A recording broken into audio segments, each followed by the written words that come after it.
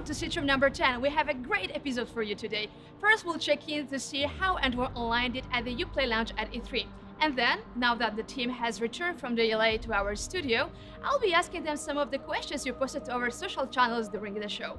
And last but not least, we'll talk with EndWar Online producer Joe Huibo, who has an exciting announcement, so stay with us till the end and I promise you won't regret it.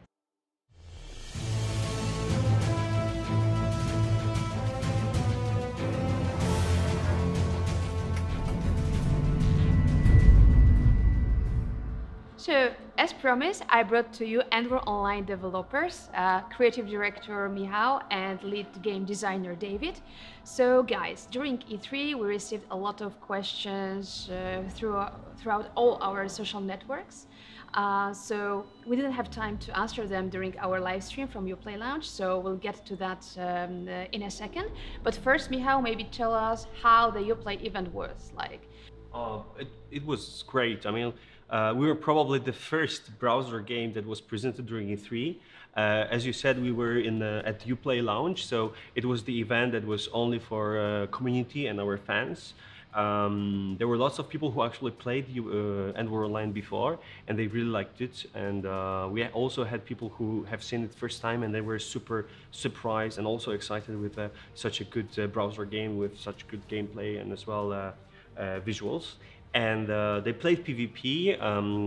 We were there like 5 days. Me and Tori, our community manager from US, she was helping me to present the game. So lots of people played the game against each other. And those who won PvP matches, they were winning those awesome USB rocket launchers. We'll present you later how they work. And stay tuned for that. We will tell you later how you can get one. So first question is from our beloved, one of our good fans, Team Power. And he would like to know what was the funniest moment in development, or what was your the most the strangest or most surprising bug you ever encountered? It was Jackie. Jackie, the ghost in the machine. It was our strangest bug we had during development. So at some point we were trying to play, I mean, we constantly play the game against each other, against other designers or testers. And at some point, every time we tried to play the game, there was Jackie popping out as a match. And the fun thing is that there was no account. Programmer says swear there was no account. Jackie didn't exist actually, and it was super annoying because every time you try to play against someone, and half of the time you have this phantom waiting for you in the queue. And one day Jackie disappeared, and we still don't know who or what was it. Next question is to David. So King Groovy would like to know, how often do we plan to update our game? Is it going to be made on a weekly or monthly basis? It's pretty difficult to plan for regular pacing of updates, daily, weekly or monthly, but what is sure is we have a lot of features that are in the pipeline right now. And as soon as they're ready, we test them, we make them ready, we put them in the version. With new commanders, new items, possibly new maps. So it's an online game, it has to be alive. Okay, so next question from King Groovy goes to you. And he asked if we plan any kind of features that will allow our players to brag in-game about their scores, about their, their rankings. For sure. Our game is a PvP game, so the main goal is to fight against other players and to show off that you won against good opponents. So right now we have lots of different leaderboards, lots of different rankings and statistics. We plan to add achievements as well. So together with those, we will add some special badges, special avatars. So immediately when you fight against someone, you will see some special graphics. You will understand this guy earned some bragging rights. He earned some achievements. How do you plan to balance the game to avoid, or so it doesn't end as pay-to-win title? In our game, the whole content is basically accessible without having to pay hard currency. So through normal progression, you can access all commanders, all equipment items, all HQ upgrades without having to pay the hard currency. What we want to do also is avoid that paying users can upgrade everything at once and progress too quickly. So they will have to go through a progression even paying users. Do you plan any other factions than European and Russian? It's well-known fact that original EndWar had 3 factions, and apart from European and Russian, there was as well American Joint Strike Forces. So probably if we decide to add a new 3rd faction to the game, that might be like our first choice.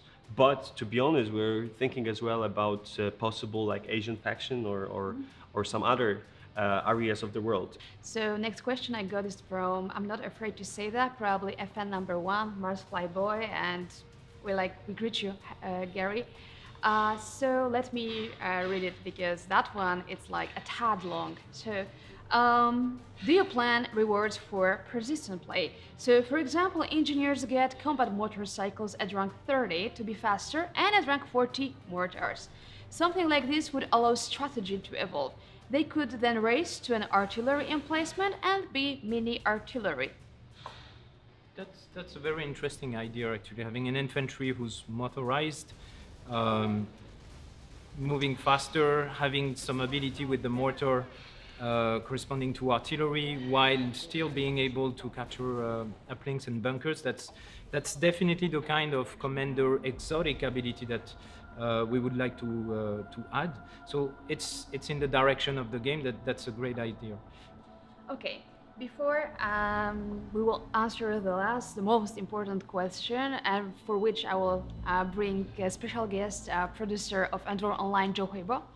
Michal, please show us how to use this evil machine. Because I think you had the biggest experience with that during the Uplay launch.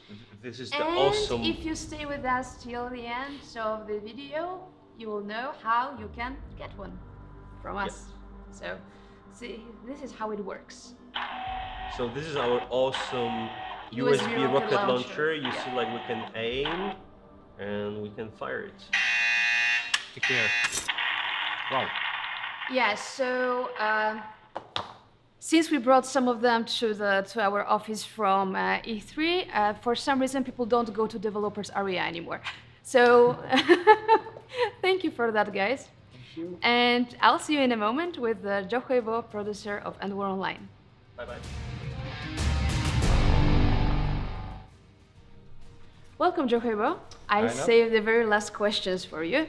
Probably, as you imagine, #1 question on our forums and social networks is when people can finally start playing EndWar Online, and not during like a short test, but like, you know. I know. Other players are also keeping asking this kind of question.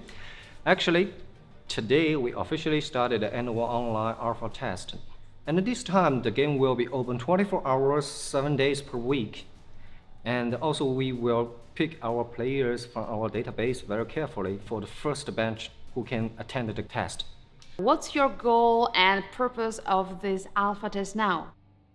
We want to do a long-term test to understand the players' experience in the game and understand their progression. So we already know that a lot of players would like to enter, and that we are like choosing like limited amount of users at the beginning. So what's our plan for the future?